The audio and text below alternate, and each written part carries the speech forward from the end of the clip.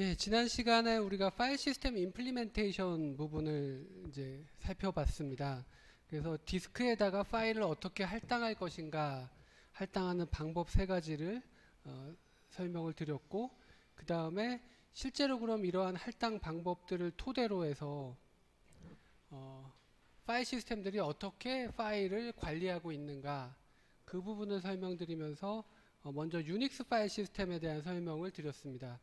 이 유닉스 파일 시스템은 지금의 뭐 리눅스 파일 시스템이나 이제 지금 여러분들이 그 뭐 안드로이드 스마트폰이나 또는 그 리눅스 같은 컴퓨터의 시스템을 쓰실 때 제일 많이 사용하는 파일 시스템이 사실은 ext4라는 파일 시스템인데, 뭐 그런 ext4나 fast 파일 시스템 이런 것들이 다 사실은 근간이 되었던 파일 시스템이 요 유닉스 파일 시스템이거든요. 그래서 요거를 좀 더 개선한 것들이 실제 현대 그 시스템에서 많이 사용되는 파일 시스템입니다. 그래서 요 기본적인 구조를 여러분들이 알아두시는 것이 대단히 중요하겠고요.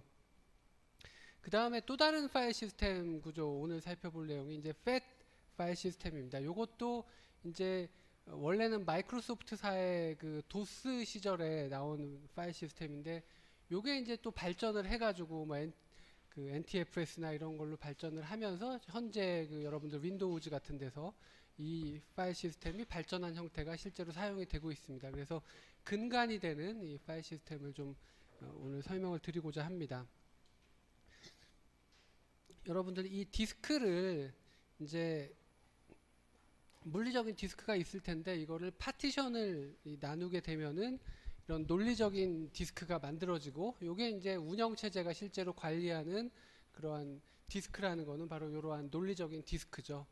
그래서 이 논리적인 디스크가 만들어져서 여기다가 파일 시스템을 설치하거나 또는 스와핑 용도로 사용할 수가 있는데, 파일 시스템으로 사용할 때 공통적인 사항 하나가 맨 앞에 있는 블럭을 부트 블럭으로 쓴다는 겁니다. 이 앞에 유닉스 파일 시스템에서도 제일 첫 번째 블럭은 부트 블럭이었죠. 그래서 이 FAT 파일 시스템도 제일 첫 번째 블럭은 부트 블럭이 되고, 그 다음부터는 이제 파일 시스템 종류에 따라서 사용되는 그 방법이 다릅니다. 그래서 컴퓨터 전원을 켜서 부팅을 할 때 이 망설이지 말고 맨 앞에 있는 부트 블럭을 읽어가지고 부팅을 시켜라, 이제 그런 의미에서 파일 시스템 종류에 상관없이 첫 번째 블럭은 부트 블럭으로 약속이 되어 있고, 그 다음부터 이제 이 FAT 파일 시스템은 어떤 구조로 되어 있는가, 이 두 번째 FAT이라는 것이 위치하고요. 그 다음에 세 번째 루트 디렉토리가 있고, 그 다음에 이제 마지막으로 데이터 블럭들이 위치하는 이런 구조로 되어 있습니다. 여러분들 파일 중에서 일반 파일도 있지만은 이 디렉토리 파일이라는 것이 있었죠. 그래서 이 디렉토리 파일이라는 거는 그 디렉토리 밑에 있는 그 디렉토리 밑에 관리되는 파일들의 메타데이터를 가지고 있는 그러한 좀 특수한 파일이 디렉토리 파일이었습니다. 그래서 이제 디렉토리 파일에 보면은 그 디렉토리 밑에 있는 어떤 파일들이 있는지 그 파일의 이름하고 메타데이터라는 거는 뭐 어떤 겁니까? 파일의 여러 속성들이죠. 파일의 뭐 위치 정보라든지 파일의 사이즈, 뭐 수정된 시간, 접근 권한, 이런 것들이 이제 그 파일의 메타데이터죠. 그래서 이 메타데이터를 디렉토리 파일이 관리하고 있는데, 이 관리하는 방법이 조금씩 다릅니다. 유닉스 파일 시스템 같은 경우는 이 디렉토리 파일의 메타데이터를 실제로 관리하고 있지는 않고 파일의 이름만 가지고 있고, 실제로 파일의 메타데이터는 이 iNode라는 부분에 메타데이터를 따로 가지고 있었죠. 그래서 이 디렉토리에는 그 inode 번호만 가지고 있고, 실제 메타데이터는 inode라는 부분에 다 가지고 있었습니다. FAT 파일 시스템의 경우에는 파일의 메타데이터를 디렉토리가 거의 대부분은 직접 가지고 있습니다. 그래서 파일의 이름이나 뭐 나머지 속성들을 거의 다 가지고 있는데, 다만 한 가지, 이 파일의 위치 정보를 이 디렉토리 파일이 직접 가지고 있지 않고 FAT이라는 부분이 따로 가지고 있습니다. 그래서 여기 있는 예제를 보시면은 여기 그 이 디렉토리 밑에 파일이 하나 있습니다. 지금 파일이 있는데, 요 파일이 하나, 둘, 셋, 네 개 블럭으로 구성이 됩니다. 네 개 디스크 블럭으로 구성이 되는데 이 디렉토리 파일에는 첫 번째 블럭의 위치만 표시를 하고 있습니다. 그래서 이 파일의 첫 번째 블럭은 217번 블럭이다. 즉 이 데이터 블럭들 중에서 여기 가면은 요 파일의 첫 번째 블럭이 있고, 그 다음에 요 파일의 두 번째 블럭은 그럼 어디에 있느냐?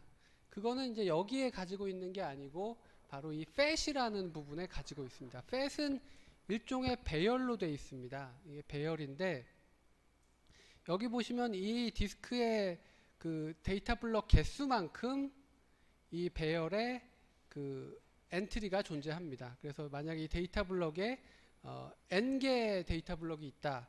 그러면은 fet에는 엔트리가 0번부터 뭐 n-1까지 이런 그 블럭에 대한 배열이 존재한다는 거죠.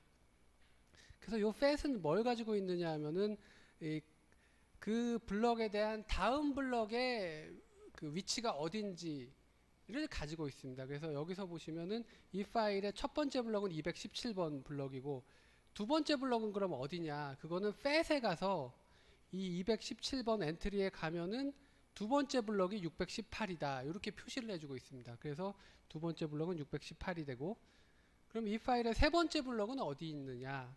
그거는 또 이 fet에서 618번 엔트리를 가면 이 파일의 그 다음 블럭은 339번이다. 이렇게 표시를 해주고 있습니다. 그래서 세 번째 블럭이 339번이 되고요. 그러면 이 파일의 네 번째 블럭은 어디 있느냐? 그거는 이제 fet에서 339번 엔트리를 가보면 이제 end of file, 이제 끝났다는 이야기죠. 그래서 이 파일의 다음 블럭은 없고 339번이 마지막이다. 제가 이 파일이 4개 블럭으로 구성되어 있다고 말씀드렸는데 3개네요. 217, 618, 339. 그 다음에 339가 마지막이라는 이야기입니다. 여러분들 요걸 보시면 요 앞에서 우리가 그 살펴봤던 파일의 기본적인 그 디스크 할당 방법 중에 링크드 얼로케이션하고 상당히 비슷하죠. 이 링크드 얼로케이션이라는 건 뭐였느냐 하면은 어떤 파일에 디렉토리에 가면 파일의 첫 번째 위치가 저장이 돼 있고, 그리고 첫 번째 위치가 이제 9번 블럭이죠. 그 다음에 두 번째 위치는 어디냐면 9번 블럭에 파일의 내용이 존재하고, 그 다음에 마지막 부분에 그 다음 블럭의 위치가 16번이라고 표시를 해주게 이렇게 돼 있었습니다. 그래서 두 번째 블럭은 16번이 되고 16번에 그 파일의 내용이 쭉 나오다가 더 파일의 크기가 크다 그러면 그 다음 블럭의 위치가 1번이다라는 그 포인터까지 같이 저장이 돼 있어서 세 번째가 1번 블럭, 네 번째가 10번 블럭, 다섯 번째가 25번 블럭 이렇게 돼 있었죠. 요게 이제 링크드 얼로케이션인데 이거의 단점이 뭐였느냐 하면은 중간 어딘가에 배드 섹터가 나서 유실이 되면 그 파일의 뒷부분을 따라갈 수 있는 방법이 없었죠. 그러니까 그 신뢰성의 문제가 한 가지 문제가 있는 것이고, 그 다음에 또 다른 문제는 이 파일에 앞에서부터 네 번째 블럭을 보고 싶다. 그러면은 바로 네 번째 블럭을 볼 수 있는 게 아니라 첫 번째 블럭을 가면 두 번째 블럭의 위치가 있고, 두 번째 블럭을 가면 세 번째 블럭의 위치가 있고, 세 번째 블럭을 가야 이제 네 번째 블럭을 볼 수가 있는 거죠. 요게 뭡니까? 직접 접근이 안 되고 순차적인 접근만 되는 겁니다. 파일의 어떤 중간 위치를 보려면 앞에서부터 다 따라가 봐야지만 중간 위치를 볼 수가 있는 거죠. 그게 이제 디스크 헤드가 여기 갔다 여기 갔다 여기 갔다 해야지만 중간에 있는 위치를 볼 수 있기 때문에, 그래서 순차 접근만 허용이 되는, 마치 뭐 테이블 그 다 감아야지만 그 중간 위치에 갈 수 있는 그런 구조. 요게 이제 이 링크드 얼로케이션의 단점이었죠.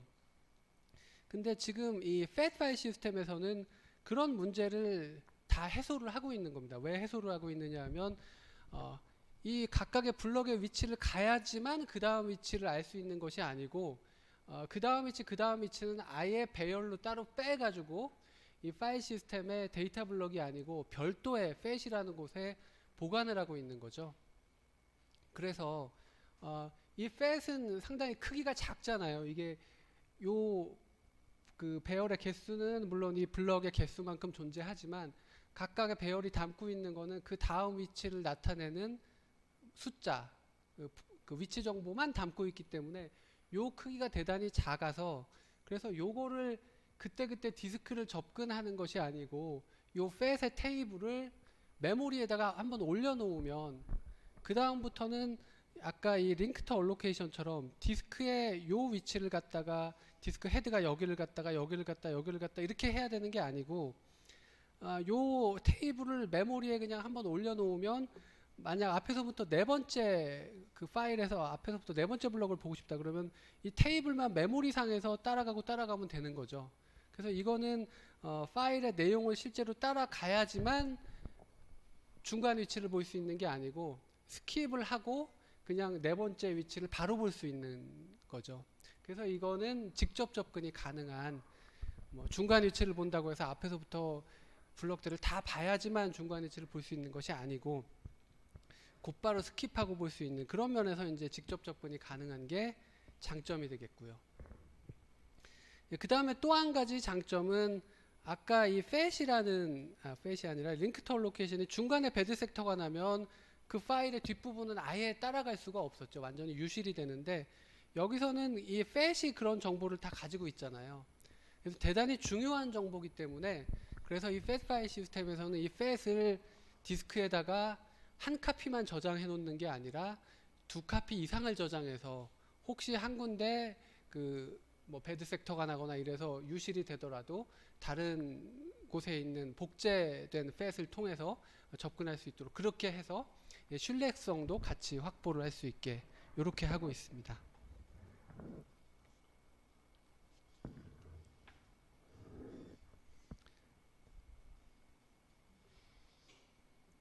그래서 이 팻 파일 시스템은 파일의 위치 정보만 이 팻이라는 곳에 다음 위치 이런 거를 이 데이터 블럭들을 토대로 이제 테이블을 만들어 놓은 것이고요.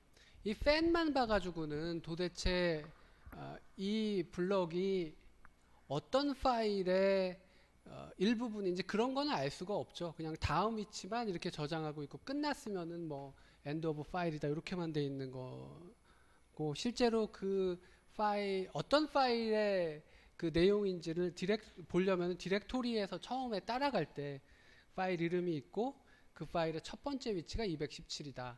그러면 두 번째 위치는 618이다. 이러한 다음 넥스트 그 로케이션 정보만 여기다가 뽑아놓고 있다. 이게 이제 좀 특이한 그런 점이 되겠습니다. 이렇게 해서 그 현대 파일 시스템에서 가장 많이 사용하는 대표적인 그 유닉스 파일 시스템과 팻 파일 시스템, 물론 요거를 지금 그냥 쓰고 있지는 않고 요것들이 이제 상당히 많이 개선이 되어서 사용이 되고 있지만 그거의 근간이 되는 구조에 대한 설명을 드렸습니다. 현대 뭐 ext4 파일 시스템이나 또는 팻이 발전한 이런 형태는 또 여러분들이 필요하시면은 찾아보시면은 그 좀 도움이 될 것 같습니다. 지금까지 말씀드린 내용은 디스크에서 그 내용이 들어있는 파일들을 어떻게 관리할 거냐 그걸 설명드렸죠. 여기 보시면은 여기 이 회색으로 표시된 거는 결국에는 파일에 의해서 그 내용이 보관된 그러한 그 블럭들, 디스크 블럭들을 어떻게 관리할 것인가를 설명드렸는데, 그렇다면 이 하얀색으로 되어 있는 비어 있는 블럭을 어떻게 관리할 거냐, 그거를 이제 지금 설명을 드릴 겁니다. 그게 프리 스페이스 매니지먼트라는 게 되겠습니다. 그래서 디스크에서 비어 있는 블럭을 파일 시스템이 어떻게 관리하는가, 뭐 방법이 몇 가지가 있습니다. 이 비트맵을 활용하는 방법이 있고, 다음 페이지 보시면 링크드 리스트를 쓰는 방법, 그룹핑, 카운팅, 뭐 이런 정도의 방법들이 있습니다. 그러면 먼저 이 비트맵 방법부터 설명을 드리겠습니다. 이 비트맵은 이 디스크에 있는 이런 데이터 블럭 개수만큼, 이게 만약 n개라고 하면 이 개수만큼 n개의 비트를 이렇게 배열을 만들어 가지고 보관을 하는 겁니다. 그래서 0부터 n-1개라는 거는 이 데이터 블럭이 n개가 있다는 거죠. 그래서 그 차례대로 각각의 이 디스크 블럭들이 사용 중이면 1로 표시하고 비어 있으면 0으로 표시를 해 놓는 거죠.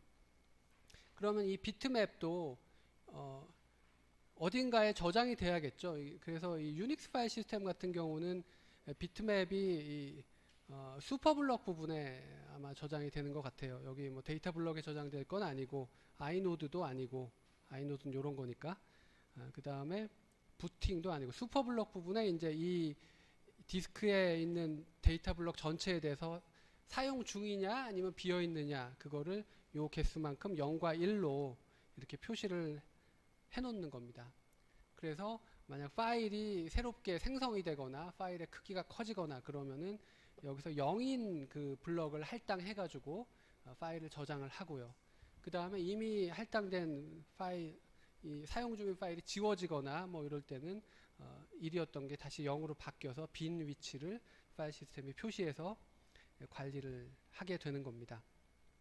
그래서 이 방법은 이러한 부가적인 비트가 그 디스크에 필요하다는 게 이제 단점처럼 뭐 이렇게 적혀 있긴 한데 사실은 요게 이 블럭 하나당 1비트이기 때문에 그렇게 또 큰 공간은 아닙니다. 그래서 뭐 이거를 그렇게 부가적인 공간이 필요하니 단점이다 좀 이렇게 말하기는 그런 것 같고요. 오히려 이 연속적인 빈 공간을 찾는 게 좀 더 효율적인 그런 게 이제 장점이 되겠습니다. 여기서 만약에 연속적인 5개의 빈 공간을 찾고 싶다 그러면 여기서 0이 연속적으로 5개 나오는 그런 거를 찾으면 되겠죠. 우리가 그 할당 방법에서 뭐 연속 할당이 있고 뭐 링크드 얼로케이션이 있고 이렇게 했는데 여기서는 꼭 연속 할당을 우리가 쓰지 않더라도 가능하면 하나의 파일을 비어있는 공간에 연속적으로 할당하면 좋죠. 왜 좋으냐 하면 만약에 이게 여기저기 떨어져 있으면은 그 파일을 쭉 순차적으로 접근하려면 디스크 헤드가 막 움직여야 되잖아요. 근데 그게 상당히 비효율적이기 때문에 가능하면 연속적인 빈 공간이 있으면 비록 우리가 꼭 연속 할당을 쓰는 게 아니더라도 비어있는 공간을 연속적으로 잡아주는 게 훨씬 효과적입니다. 그래서 가능하면 이렇게 연속적인 빈 공간을 찾을 수 있으면 그렇게 찾는 게 좋은데 그런 면에서 이제 비트맵은 장점이 있다 이제 그런 이야기고요. 여기서 이제 부가적인 공간이 필요하다고 했는데 그럼 다른 방법은 부가적인 공간이 필요 없나? 예, 필요가 없는데 그거 이제 설명드리죠. 링크드 리스트 방법은 이렇게 하는 겁니다. 그냥 이 여기서 이제 흰색이 사용 중인 공간이고 회색이 비어 있는 공간입니다.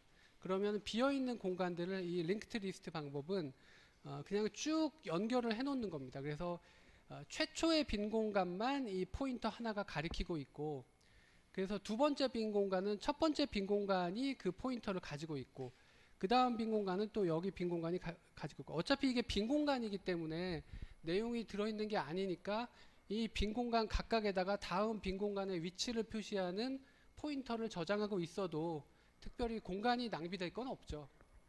그래서 이거는 추가적인 빈 공간을 쓰지 않고 빈 공간 자체가 다음 빈 공간의 위치를 이렇게 포인트하게 이렇게 관리를 하는 게 이제 링크드 리스트로 빈 공간을 관리하는 방법이죠.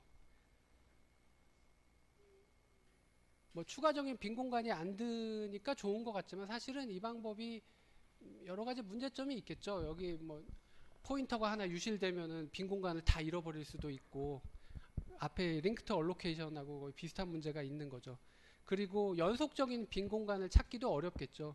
빈 공간 하나 찾으려면 일일이 다 따라가 봐야지만 연속적으로 4개가 연속적으로 비어 있는 걸 찾고 싶다 그러면은 따라가면서 그런 것이 있는지를 확인해야 되기 때문에 그래서 이론적으로는 링크드 리스트로 빈 공간을 관리하는 방법도 있지만 사실은 뭐 이런 방법보다는 앞에 뭐 비트맵 같은 거를 쓰는 게 훨씬 더 많이 사용이 되고 있습니다.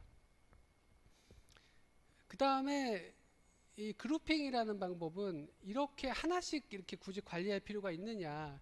이 링크드 리스트에서 어차피 이 빈 공간 하나의 크기가 512바이트로 상당히 큰데 포인터 하나만 이렇게 딸랑 가지고 있을 필요가 없다는 거죠. 그래서 그 여기 나오는 그룹핑 방법은 첫 번째 빈 공간이 포인터를 여러 개 가지고 있어서 그래서 빈 공간 1번, 빈 공간 2번 이렇게 쭉 가리키도록 즉 이 비어있는 위치 전체 그 용량만큼 빈 공간의 포인터를 여러 개 이렇게 가지고 있는 겁니다. 예, 그리고 요 하나의 빈 공간으로 나머지 빈 공간의 포인터를 다 못 가지고 있다면 마지막 포인터는 또 이 일종의 인덱스 역할을 하는 새로운 거를 가리키고, 여기가 또 첫 번째, 두 번째, 세 번째 빈 공간들을 쭉 가리키고, 마지막 포인터는 또 일종의 인덱스 역할을 하는 그런 식으로 해서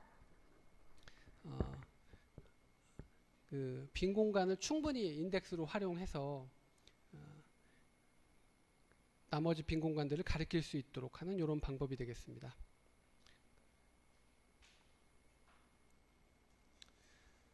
그래서 뭐 링크드 리스트처럼 하나하나 따라가는 것보다는 조금 효율적이겠죠. 이 하나가 이렇게 n-1개의 빈 공간을 다 가리키고 있고 이렇게 되니까, 예, 그런 장점이 있고, 그 다음에 마지막에 카운팅이라는 방법은 연속적인 그 빈 블럭을 찾기 좀 더 쉽게 하려고, 왜 이렇게 빈 공간을 그냥 가리키기만 해야 되느냐, 그러지 말고 빈 공간 자체에 대한 포인터와 그 위치부터 연속적으로 몇 개가 비어 있는가, 그거를 쌍으로 보관을 하게 하면, 그러면은 연속적으로 빈 공간을 찾는 게 조금 더 효과적이라는 거죠. 여기는 요거 하나만 지금 비어 있다고 가리키고 있는 건데, 그렇게 하지 말고 요 위치부터 만약에 여기서부터 뭐 한 개, 두 개, 세 개, 네 개가 비어 있다 그러면은 이거를 가리키는 포인터하고 그 다음에 그 옆에다가 네 개가 비어 있다 이렇게 같이 표시를 해 놓는다는 거죠. 그러면 나중에 연속적인 빈 공간을 찾을 때 시작 위치 말고 연속적으로 몇 개가 비어 있는지 요 숫자를 같이 확인하면서 찾으면 조금 더 효과적으로 찾을 수가 있다, 뭐 이런 이야기가 되겠습니다. 그래서 빈 공간을 어떻게 파일 시스템이 관리하는지 관리 방법들을 여러 가지를 살펴봤는데요. 뭐 비트맵을 많이 씁니다. 그리고 나머지는 이제 또 뭐 다양한 방법으로 빈 공간을 관리할 수가 있겠습니다. 예, 그 다음엔 디렉토리의 구현 방법을 설명드리도록 하겠습니다. 예, 아시다시피 디렉토리라는 거는 그 디렉토리 밑에 있는 파일들에 대한 메타데이터를 보관하고 있는 그러한 파일이죠. 그래서 이 디렉토리 파일의 내용을 보시면 이제 구현하는 방법 중에 제일 간단한 게 이 리니어 리스트로 관리하는 방법입니다. 그래서 그 디렉토리 밑에 파일들이 이렇게 쭉 저장이 된다 그러면은 디렉토리에다가 어떤 식으로 그 내용을 보관하고 있는 메타데이터를 보관하고 있느냐 하면 파일의 이름과 파일의 메타데이터들, 예를 들면 뭐 파일의 접근 권한 이러면은 9비트면 되겠죠. 유닉스 같은 데서. 그래서 9비트. 그 다음에 파일의 최종 수정된 시간 이러면은 뭐 시간을 표시하는 몇 개의 비트가 있겠죠. 그거를 표시해주고 뭐 또 뭐가 있나요? 파일의 뭐 사이즈 그런 것도 뭐 그 고정된 필드로 어쨌든 메타데이터는 표시할 수가 있습니다. 그래서 이 디렉토리를 구현할 때 일반적으로 이렇게 하나의 파일에 대한 메타데이터의 크기를 고정시켜서 이렇게 저장을 해 놓는 거죠. 파일의 이름은 근데 여러분들 긴 파일 이름을 저장할 수가 있겠죠. 근데 그거는 제가 이제 뒤에 좀 설명을 드리도록 하고, 어쨌든 파일 이름에 대한 필드도 크기를 이렇게 고정시켜서, 그래서 파일 하나의 메타데이터 크기가 이렇게 고정되도록 저장을 쭉 하는 겁니다. 그래서 디렉토리 밑에 첫 번째 파일이 만들어졌다 그러면은 파일 이름하고 메타데이터를 저장하고, 그 디렉토리 밑에 두 번째 파일이 만들어졌다 그러면 파일 이름하고 메타데이터를 저장하고, 이런 식으로 리니어하게 저장을 해놓고, 여러분들 디렉토리에 대한 연산이 어떤 게 있었습니까? 그 디렉토리 밑에 이런 파일이 있는지를 찾는 거, 뭐 이런 게 필요하겠죠. 그러면 요 디렉토리 밑에 abc라는 파일이 있는지를 찾으려면 어떻게 하면 될까요? 어차피 요 크기들이 다 고정되어 있기 때문에, 그래서 위에서부터 쭉 찾아보면 되죠.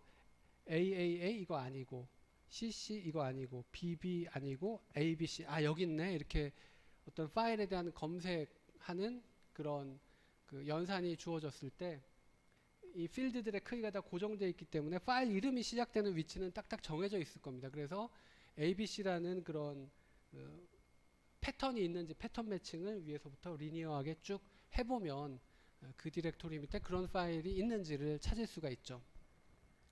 근데 이거는 어떤 문제가 있을까요? 구현은 간단한데 리니어 서치, 그러니까 위에서부터 하나씩 이렇게 찾는 게 대단히 이제 타임 컨수밍 하다는 거죠. 이 디렉토리 밑에 파일이 뭐 엄청나게 많은데 그런 파일이 있는지를 순차적으로 이렇게 찾으려면 시간이 오래 걸리고 비효율적이라는 거죠. 그래서 이제 이 디렉토리를 임플리멘테이션 하는 좀 더 효율적인 방법이 이 두 번째 나와 있는 해시 테이블을 이용하는 방법입니다. 여러분들이 뭐 자료구조 시간에 해싱에 대해서 이미 배우셨을 텐데요. 해싱이라는 거는 어떤 인풋이 주어지든 간에 그 결과값이 그 유한한 값 중에 하나로 나오는 그런 게 해싱이죠. 예를 들면 이 해시 함수를 그 뭐 10으로 나누는 나머지 연산을 해시 함수로 쓰면은 그 결과값이 0부터 9 사이의 어떤 값으로 항상 한정이 되잖아요.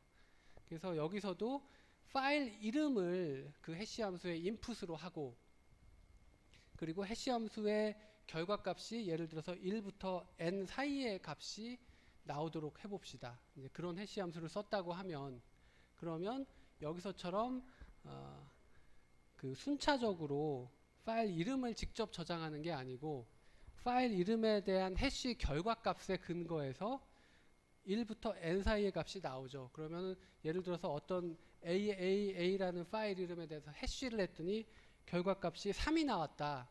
그러면은 3번 엔트리에다가 그 AAA라는 파일에 대한 메타데이터를 저장을 하는 겁니다. 그러면 이제 뭐가 장점이 될까요? 나중에 AAA라는 파일이 이 디렉토리 밑에 있느냐고 물어볼 때 위에서부터 이렇게 순차적으로 검색을 하는 게 아니고 그 AAA라는 파일 이름에 해싱을 해서 결과가 3이 나왔죠. 그러면은 위에서부터 찾는 게 아니라 3번 엔트리만 찾아보면 되겠죠.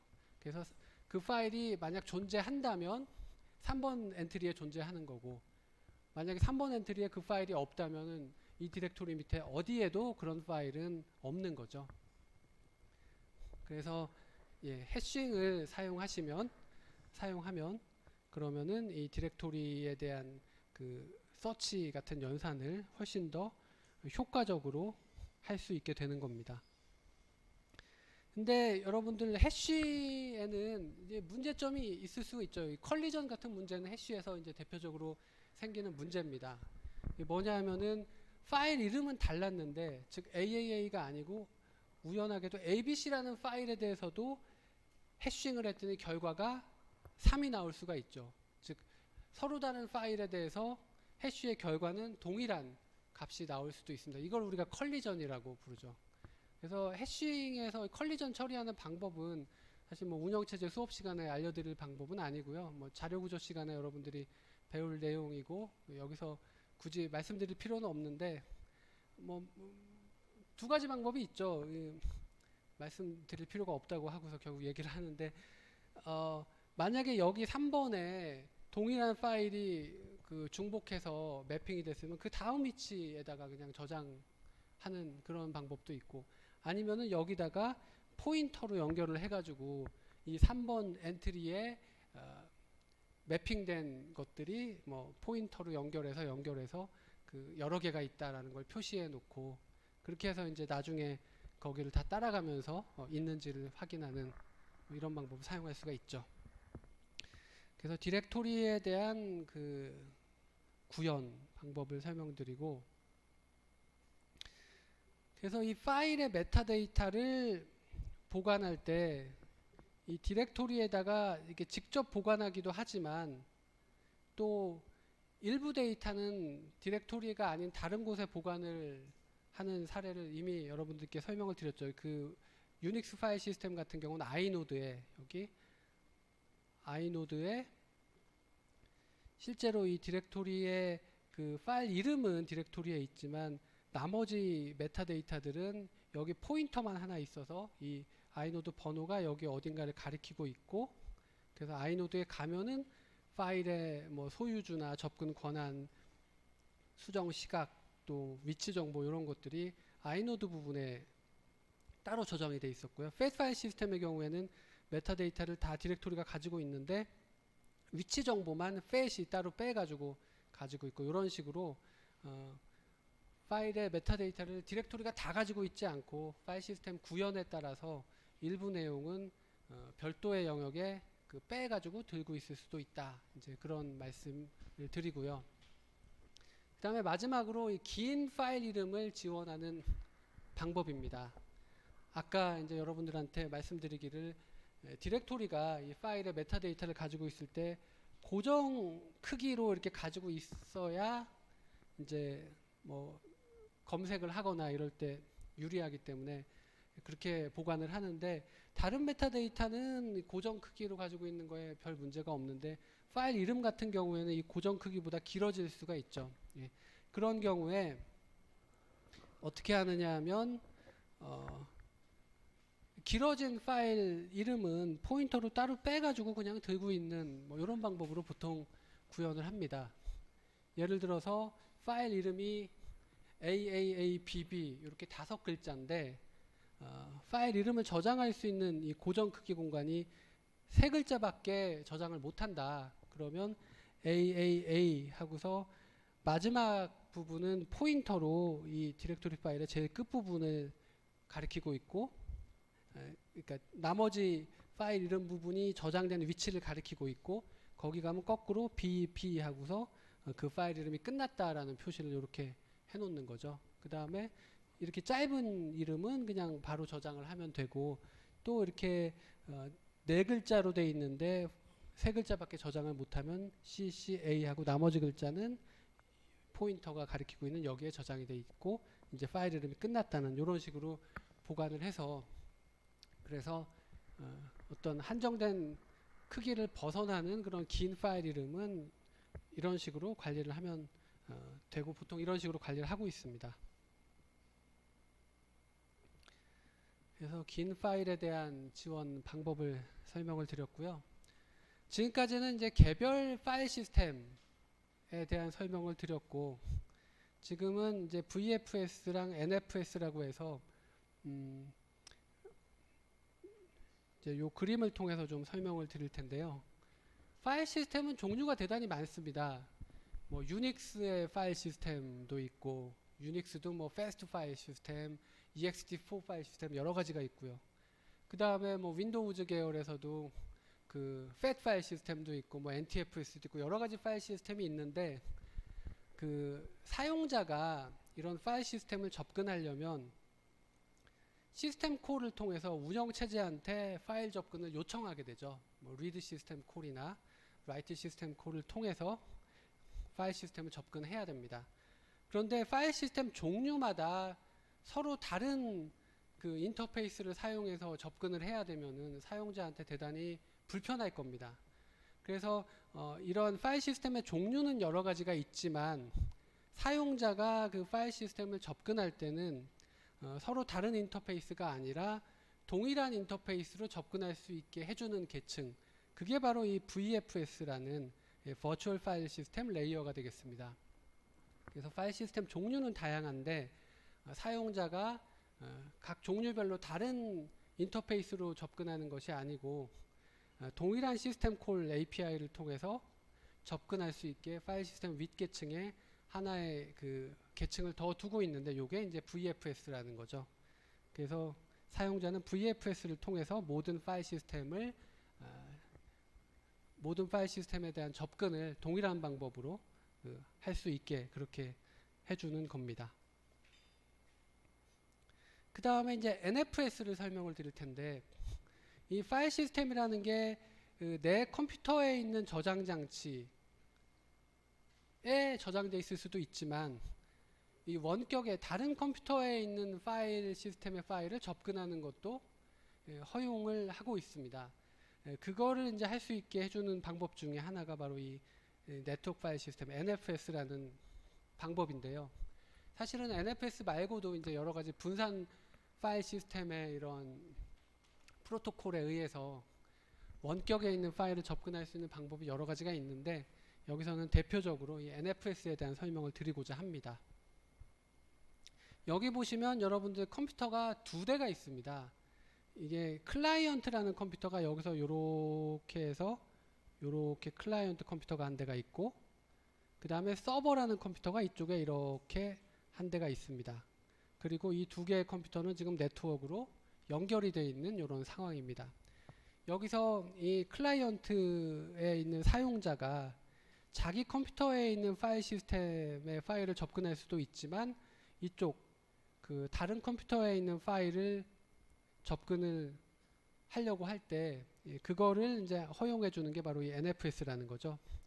그래서 이 사람이 이쪽 파일에 대한 그 뭐 리드 시스템 콜을 한다 그러면 시스템 콜 인터페이스를 VFS를 통해서 접근을 하는데, 실제로 파일 시스템이 여기 있는 건 아니고 NFS 클라이언트라는 친구가 그걸 받아가지고 이제 원격에 있는 파일을 읽어 와야 되는 거죠. 그래서 이 NFS 클라이언트는 그 RPC라는 모듈을 통해서 네트워크로 이제 이 파일을 요청한다라는 걸 이쪽 컴퓨터에 전달을 하고, 그러면은 이제 똑같은 이제 RPC하고 이 NFS의 그 인터페이스가 서버 컴퓨터에도 존재를 해서 이 네트워크로 받은 그 RPC 내용을 NFS 서버에 전달을 하게 됩니다. 그러면 이 친구는 마치 자기 컴퓨터의 유저가 시스템 콜을 하는 것처럼 그 NFS로 들어온 파일 요청을 VFS 인터페이스로 전달을 하고요. 그러면은 이제 VFS는 해당하는 타겟 파일 시스템에서 그 내용을 끄집어내 가지고 이제 사용자한테 전달을 하는 것처럼 전달을 하면 이 친구가 이제 그걸 받아 가지고 쪼르륵 네트워크를 통해서 이 NFS 인터페이스를 통해서 이쪽으로 전달을 해주고, 그러면 그 전달받은 내용을 이제 사용자한테 보내는 이런 식으로 이제 NFS 그 인터페이스가 이제 정의가 되는 거죠. 이렇게 해서 그 VFS하고 그 원격에 있는 그 파일을 접근할 수 있게 하는 인터페이스인 NFS에 대해서 설명을 드렸습니다.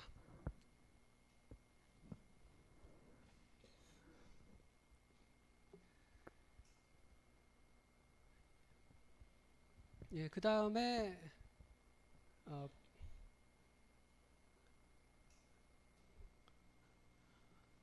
한 5분만 쉬었다가 합시다. 제가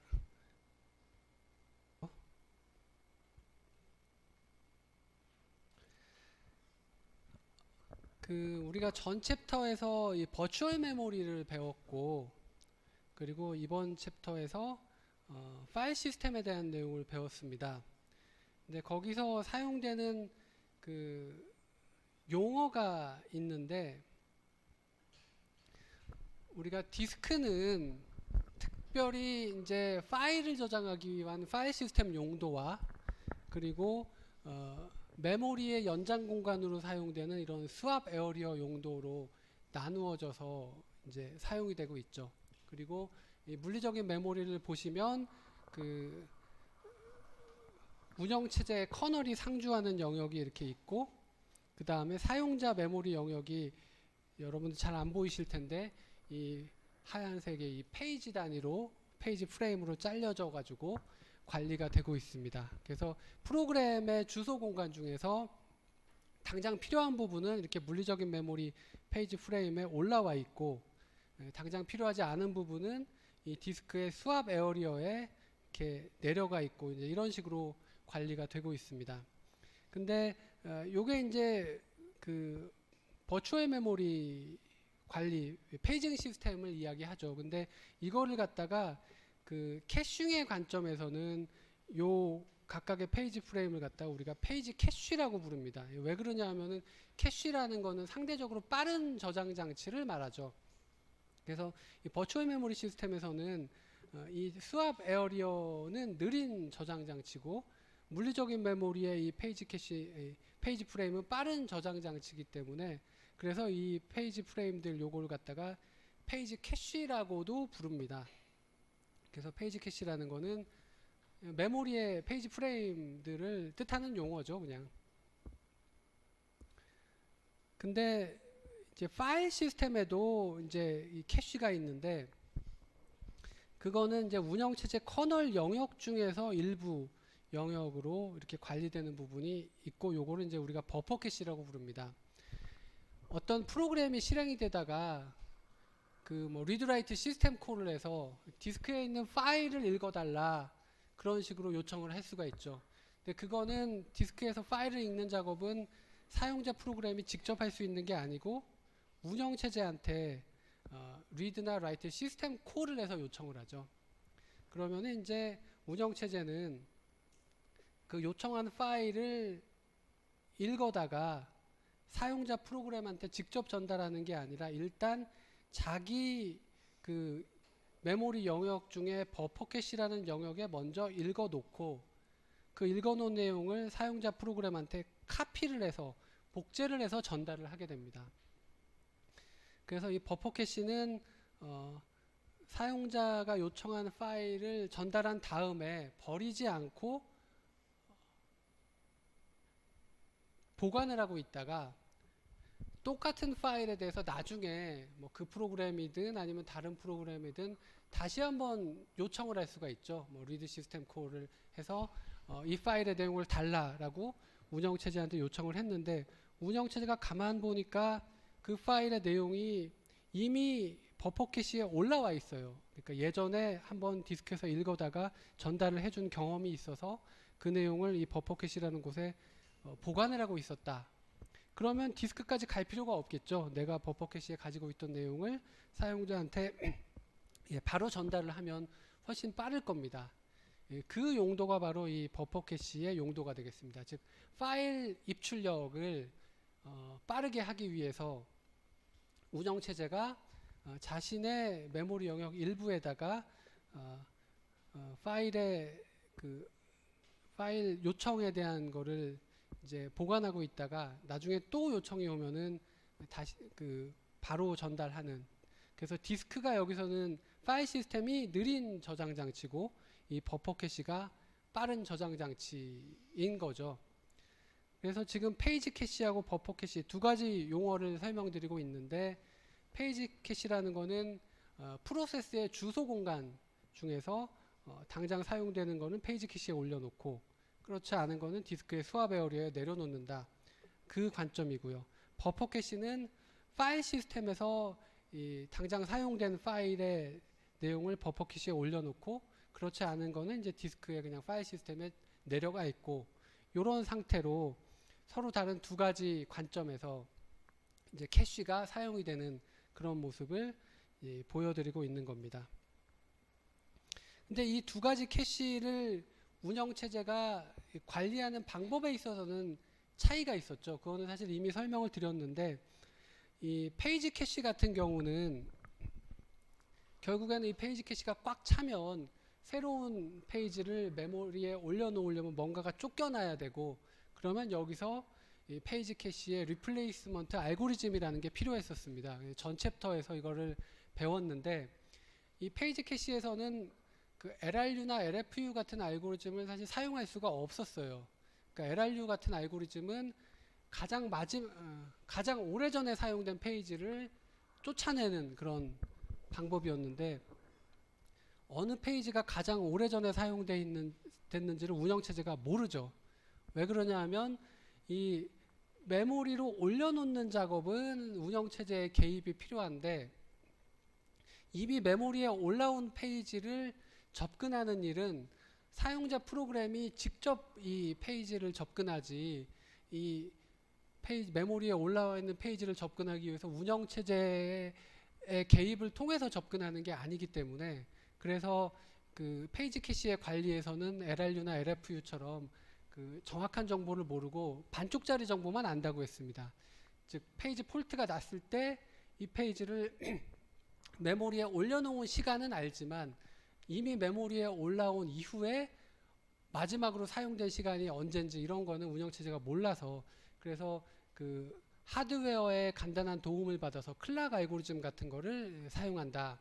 이거를 이미 설명을 드린 바가 있고요. 반면에 이 파일 시스템의 버퍼 캐시는 다릅니다. 요거는 왜 다르냐 하면 이 사용자 프로그램이 파일에 대한 리드 라이트 요청을 하려면 비록 이 버퍼 캐시에 이미 올라와 있는 파일이라 하더라도 무조건 운영체제한테 시스템 콜을 해야 됩니다. 그러면 운영체제는 그 시스템 콜을 한 파일이 버퍼 캐시에 없어서 디스크에서 읽어오는 경우도 있겠고, 그렇지 않고 이미 버퍼 캐시에 있는 경우에는 요 내용을 그냥 바로 전달하는 경우도 있을 겁니다. 그렇지만 어쨌든 그 요청된 파일이 메모리에 올라와 있든 아니면 올라와 있지 않든 운영체제는 사용자로부터 시스템 콜을 받기 때문에 그 마지막으로 사용된 시점을 정확하게 알고 있고, 그래서 버퍼 캐시에 대해서는 LRU 같은 알고리즘을 그 정확하게 사용을 하는 게 가능하다는 거죠. 뭐 요약하자면 메모리에 있는 경우하고 없는 경우 중에서 메모리에 없는 경우에 반쪽짜리 정보만 운영체제가 알게 되는 것은 페이지 캐시고, 메모리에 있든 없든 간에 항상 운영체제가 모든 정보를 다 알고 있는 경우는 버퍼 캐시고, 그래서 이제 그 두 가지 시스템은 관리하는 방법에 차이가 있었습니다. 근데 이제 최근에 그 운영체제들은 페이지 캐시하고 이 버퍼 캐시를 통합을 해버립니다. 그게 이제 마지막에 나와 있는 유니파이드 버퍼 캐시라는 건데, 버퍼 캐시를 따로 두는 게 아니고 페이지 캐시에다가 완전히 통합을 시킨 그런 시스템을 이야기합니다. 그래서 리눅스 같은 경우가 이런 그 유니파이드 버퍼 캐시를 사용을 하기 때문에, 그래서 리눅스에서는 커널 영역에 버퍼 캐시가 따로 있는 게 아니고 페이지 캐시들이 프로세스의 그 주소 공간을 담는 용도로도 쓰이지만, 또 일부 페이지 캐시는 파일 그 시스템 버퍼 캐시 용도로 같이 이제 이게 통합돼서 사용이 되는 겁니다. 여기 이제 그림에 보시면은 이 사각형의 페이지도 있고 안에 또 이런 작은 사각형도 있고, 이게 왜 이런 그림을 그려놨는가 여러분들이 좀 궁금하실 수 있는데, 보통 이제 페이지 하나의 크기는 4KB 고요. 그래서 페이징 시스템에서는 4KB 단위로 데이터가 올라오거나 내려가거나 그렇게 되고, 이제 스와핑을 하는 경우에는 사실 4KB보다 더 큰 단위, 페이지 여러 개가 한꺼번에 올라가거나 내려가거나 이제 이런 식으로 진행이 됩니다. 반면에 이제 버퍼 캐시에서는 원래 디스크에서 이 파일의 그 블럭 하나를 읽어드리고 내리고 하는 단위가 이 논리적인 블럭, 또 디스크에서는 이제 섹터라고 부르는데요. 이 섹터 하나가 보통 이제 512바이트, 그러니까 4KB보다는 훨씬 작은 단위입니다. 그래서 그 작은 단위로 올리거나 내리거나 이제 이런 식으로 많이 사용을 했었고, 근데 지금은 이제 페이지 캐시로 이 버퍼 캐시가 통합이 되면서 이 버퍼 캐시에 데이터를 올리거나 내리는 단위도 이 작은 블럭이 아니라 4KB 페이지 단위로 올리거나 내리는 식으로 이제 많이 바뀐 그런 상태입니다. 그래서 이 페이지 캐시하고 버퍼 캐시가 과거에는 이렇게 분리가 돼 있었고, 그래서 그 분리된 상태에서 그 파일 I/O를 하는 경우를 이제 좌측에 보여드리고 있고, 리눅스처럼 이제 버퍼 캐시가 페이지 캐시에 통합된 그런 시스템에서는 이제 우측에 있는 그림 이런 식으로 이제 파일 접근이 이루어진다. 이제 그거를 설명을 드리는 부분인데요. 여기서 한 가지 더 이제 제가 설명드릴 게 있는데, 파일을 접근하는 방법이 뭐가 있나요? 사실은 두 가지가 있어요. 하나는 그 read write 시스템 콜을 이용하는 방법입니다. 내가 사용자 프로그램이 파일을 접근하겠다. 그러면 운영체제한테 read 시스템 콜이나 write 시스템 콜을 해서 파일을 접근하는 게 한 가지 방법이고, 또 다른 방법은 이 메모리 맵드 I/O를 사용하는 방법입니다. 이 메모리 맵드 I/O라는 거는 그 파일의 일부를 그 자신의 주소 공간에다가 매핑을 시켜서 사용을 하는 그런 방법입니다. 그래서 메모리 맵드 I/O, 우리가 파일에 대한 메모리 맵드 I/O는 이제 메모리 맵드 파일이라고 그렇게 부르는데, 이 방법은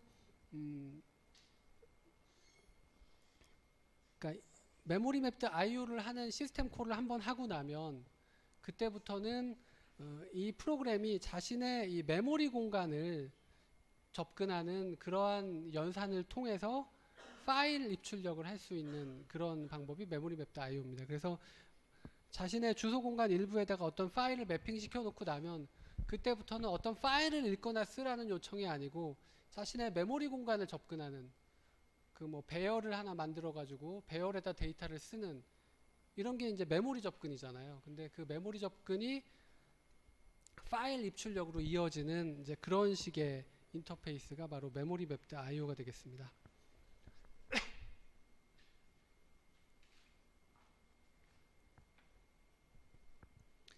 그래서 그 기존의 유니파이드 버퍼 캐시를 사용하지 않는 환경에서 파일에 대한 리드라이트 요청을 하게 되면 요게 이제 나눠져 있는 거죠. 파일에 대한 리드라이트 요청을 하면 파일 시스템에 있는 그 블럭을 운영체제가 자신의 버퍼 캐시에다가 읽어드리고 그거를 사용자 프로그램한테 사용자 프로그램의 주소 공간에 이제 카피해서 전달을 하는 거죠. 그래서 리드라이트 요청을 하면 파일 시스템에서 운영체제가 버퍼 캐시로 읽어드리고 요거를 사용자 프로그램한테 전달을 하게 됩니다. 그래서 만약에 리드라이트 요청을 했는데 그 내용이 버퍼 캐시에 이미 올라와 있다면 디스크까지 가지 않고 버퍼 캐시에 있는 내용을 바로 전달을 하는 게 가능하고요. 근데 이 리드라이트 시스템 콜이 아니고 파일을 접근할 때 메모리 맵드 IO를 쓰겠다. 그러면 그건 어떻게 하느냐 하면은 이 파일의 내용을 갖다가 사용자 프로그램의 주소 공간 어딘가에다가 그냥 매핑을 시켜 놓는 겁니다. 그래서 A라는 파일의 요만큼 부분을 이 사용자 프로그램이 자신의 주소 공간 어딘가에 매핑을 해 놓으면 그러면 그때부터는 그 사용자 프로그램이 자기 메모리에다가 데이터를 쓰거나 읽거나 하는 그 내용이 사실은 파일에다가 데이터를 쓰거나 읽는 걸로 자연스럽게 연결이 되는 것이죠. 그게 이제 메모리 맵드 IO의 방법이고요.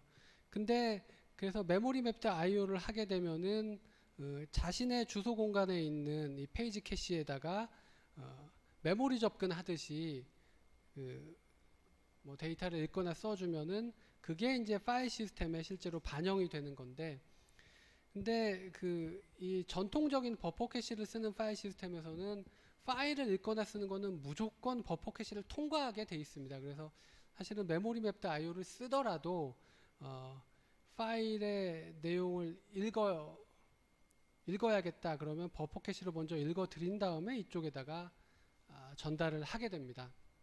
그래서 기존의 그 버퍼 캐시 구조에서는 메모리 맵드 IO를 쓰면은 버퍼 캐시도 통과하고 페이지 캐시도 통과하는 이게 한 단계를 더 거쳐야 되는 이제 이런 문제가 있고요.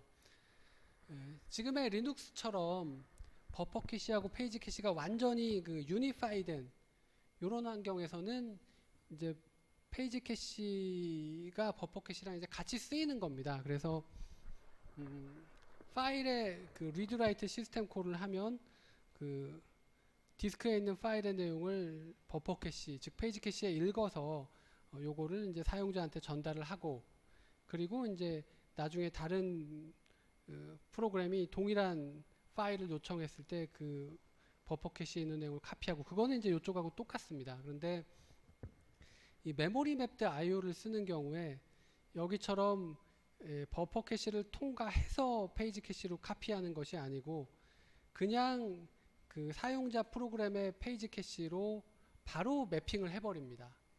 그래서 이 유니파이드 버퍼 캐시를 쓰는 환경에서는 만약에 메모리 맵드 IO를 쓴다. 그러면 이 파일의 내용을 버퍼 캐시로 읽어드리는 단계가 없고, 이 버퍼 캐시라는 게 아예 없죠. 페이지 캐시 사용자 프로그램 주소 공간에 이 파일을 그대로 매핑을 해서, 그래서 그냥 페이지 캐시만 접근하는 한 단계 카피하는 그런 단계가 사라지게 된다는 거죠. 그게 그래서 이제 조금 더 효율적입니다. 근데 사실은 이 메모리 맵드 IO를 쓰나 파일의 리드라이트 시스템 콜을 쓰나 실제로 IO가 일어나는 과정은 뭐 피할 수 없는 그런 단계입니다.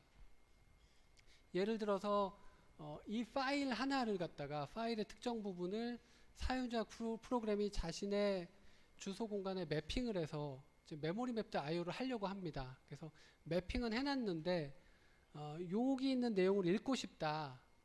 그런데 매핑만 해놨지 그 파일이 아직 디스크에서 올라오지를 않았다고 하면 그러면은 여기를 읽으려는 순간 페이지 폴트가 발생을 합니다.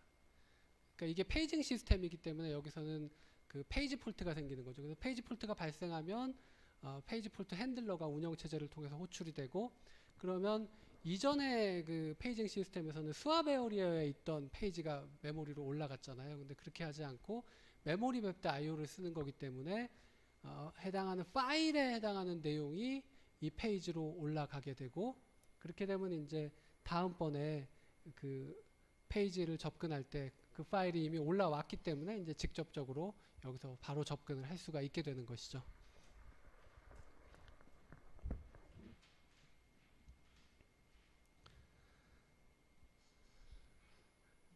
그래서 페이지 캐시하고 버퍼 캐시라는 게 있는데 지금은 이제 버퍼 캐시라는 말을 사실 잘 안 쓰기도 합니다. 그냥 페이지 캐시가 파일 시스템의 IO도 하고 가상 메모리 스와핑도 하고 뭐 그런 용도로 다 사용이 된다. 그래서 일부는 버퍼 캐시로 일부는 그냥 그 페이지 캐시로 같이 쓰인다.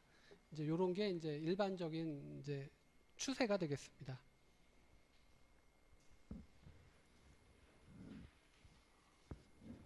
이제 마지막으로 조금 어려운 개념일 수도 있고 정확한 설명을 위해서 제가 말씀드리는 걸 수도 있는데 요건 한번 들어보세요. 여러분들 아마 강의 슬라이드에는 없을 내용인 것 같은데 요 그림은 여러분들 이 운영체제 거의 초창기에 이 수업 초반에 보여드린 그런 그림입니다. 프로그램이 실행이 되려면 파일 시스템에 있는 실행 파일이 이렇게 물리적인 메모리에 올라가서 실행이 되죠. 근데 바로 올라가는 게 아니고 이 가상 메모리라는 단계를 하나 더 거쳐서 프로그램이 실행이 되면 그 프로세스만의 독자적인 주소 공간이 만들어지는데 그 주소 공간은 이제 코드 데이터 스택 이런 것들로 구성이 되고 이 중에서 당장 사용될 부분은 이렇게 물리적인 메모리에 올라가고 당장 사용되지 않을 부분은 디스크의 스왑 에어리어에 내려가 있다. 이제 여기까지는 설명을 드렸고요. 근데 여기서 한 가지 설명을 정확하게 하지 않은 부분이 있는데 그게 바로 이 코드 부분입니다. 이 코드 부분은 당장 사용되지 않는 것이 스왑 에어리어에 내려가 있는 것이 아니고 코드 자체가 사실은 파일 시스템의 실행 파일 형태로 이미 저장이 되어 있거든요. read only 형태로. 그래서 이 프로그램을 실행시켜서 이 프로그램이 이제 메모리 주소 공간을 만들 때 데이터하고 스택 같은 부분은 만들어져서 메모리에 올라가고 필요 없어진 부분, 그러니까 당장 사용이 안 되면 스왑 에어리어에 내려가 있게 되는데 코드 부분은 실행 파일에 이미 그 코드가 존재하기 때문에 그래서 코드 부분이 만약에 당장 사용이 안 된다고 해서 이거를 스왑 에어리어로 쫓아낼 필요가 없이 그냥 지워버리기만 하면 됩니다. 이미 이 코드는 파일 시스템에 요 내용이 존재하기 때문에 그래서 나중에 또 필요해지면은 스왑 에어리어에서 읽어드리는 게 아니라 파일 시스템에서 물리적인 메모리로 올리면 되는 거거든요. 그래서 사실은 이 실행 파일에 해당하는 부분이 그 앞에서 우리가 방금 전에 설명드린 메모리 맵드 IO를 쓰는 그런 그 대표적인 방법 중에 하나입니다. 이거 로더가 쓰는 건데 사용자 프로그램이 우리가 이 프로그램을 만들면서 코딩을 하면서 메모리 맵드 IO를 쓰는 게 아니고 이거는 이 프로그램을 만들어 다음에 실행을 시키면은 이 프로그램을 메모리에 올리는 역할을 로더라는 이 소프트웨어가 하거든요. 근데 그 로더가 사용하는 메모리 맵드 IO의 방법입니다. 즉, 이 프로그램의 실행 파일 부분을 이 프로그램의 주소 공간 일부에다가 매핑을 해 놓는 거죠. 그래서 이 부분은 메모리의 주소 공간이기도 하지만 파일의 일부 영역에 매핑이 되어 있는 거기 때문에, 그래서 그 코드 부분이 이게 메모리에 없어가지고 페이지 폴트가 났을 때는 그 스왑 에어리어를 뒤지는 것이 아니고 그 코드가 매핑되어 있는 파일, 즉 그 프로그램의 실행 파일에서 해당 부분을 찾아서 메모리로 올려서 사용을 한다. 이게 일종의 메모리 맵드 I/O 뭐 대표적인 예라고 할 수가 있습니다. 근데 요거는 사용자 프로그래머가 하는 게 아니고 그냥 자동적으로 메모리 맵드 I/O가 활용되는 그런 예라고 설명을 드릴 수가 있겠습니다. 근데 이런 실행 파일뿐만 아니라 사실은 데이터 파일도 이 프로그램이 실행되는 도중에 파일을 읽어서 사용하겠다, 그런 요청을 할 수가 있죠. 그러면 데이터 파일을 사용하는 경우에도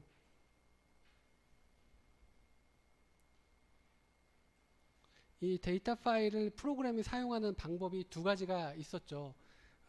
리드 라이트 시스템 콜을 하든지 아니면 메모리 맵드 I/O를 하든지.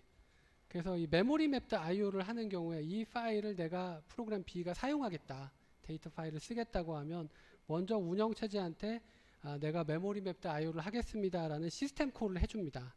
그렇게 해서 내 주소 공간 일부를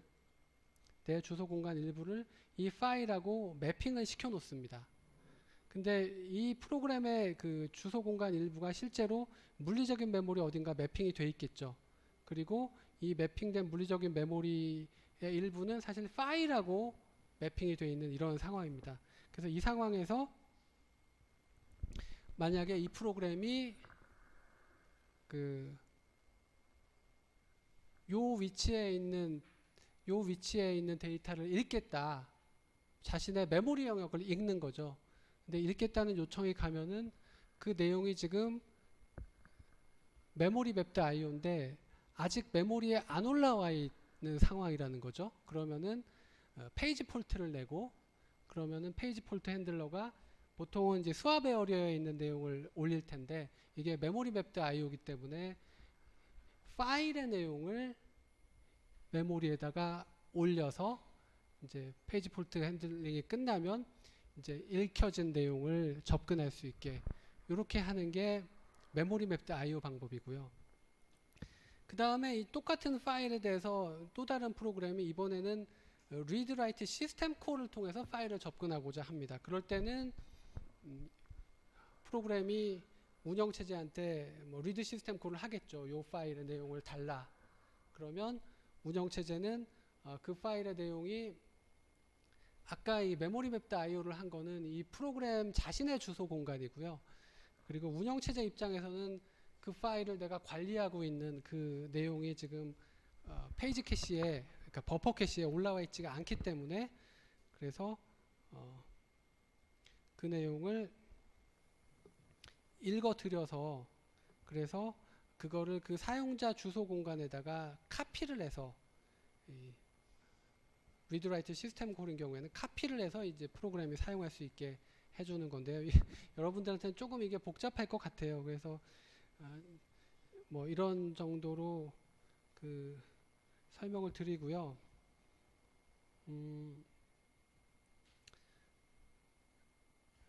저도 좀 복잡하네요, 지금. 그래서 어쨌든 여러분들한테 설명드릴 내용은 파일을 접근할 때, 사용자 프로그램이 파일을 접근할 때 우리가 read write 시스템 콜을 통상적으로 사용하는 방법도 있지만 메모리 맵드 I/O를 해서 그 파일을 그 프로그램의 주소 공간에다 매핑을 해놓고 그 다음부터는 메모리 접근하듯이 파일을 접근할 수도 있다. 다만 그런 경우에 메모리에 안 올라와 있으면 어차피 페이지 폴트가 나서 디스크에서 읽어오는 뭐 이런 과정은 똑같이 겪어야 되는 사항이고요. 그래서 메모리 맵드 I/O를 하면은 장점은 이제 운영체제한테 그때그때 read write 시스템 콜을 하는 게 아니라 한번 매핑을 해놓으면 그때부터는 자신의 주소 공간에다가 직접 읽기 쓰기를, 메모리 읽기 쓰기를 해서 파일 I/O를 하기 때문에 뭐 훨씬 효과적인 면은 있습니다. 근데 다만 한 가지 문제점이 있는데 이 메모리 맵드 I/O에서 여러 프로그램들이 같은 파일을 메모리 맵드 IO로 쓴다든지 이렇게 했을 때 어떤 일관성의 문제가 생길 수가 있습니다. 그러니까 하나의 프로그램이 수정을 했는데 그 내용이 바로 다른 프로그램한테 그 최신 수정된 내용이 보이지 않는다든지 뭐 이런 문제가 있을 수가 있겠죠. 이제 파일 시스템의 리드라이트 시스템 콜은 그런 식이 아니에요. 왜냐하면은 항상 그 원본은 그 운영 체제가 가지고 있고 그리고 사용자 프로그램은 그거를 복사해서 사용하다가 또 라이트를 한다. 파일의 내용을 변경한다 그러면 자기가 그냥 가지고 있는 게 아니라 운영 체제한테 라이트를 바로바로 반영을 하기 때문에 그래서 다른 프로그램이 그 내용을 읽으면 가장 최신의 내용을 읽히고 이런 게 되는데 메모리 맵드 IO는 약간의 효율성은 높이지만 운영 체제 개입 없이 이제 뭐 이제 여러 프로그램이 같이 사용하면 조금 그 일관성의 문제가 이제 생길 수가 있고 그런 거는 이제 프로그래머 책임이 되는 이제 그런 측면이 있습니다. 이 정도로 해서 그 파일 시스템 임플리멘테이션 부분 마치도록 하겠습니다.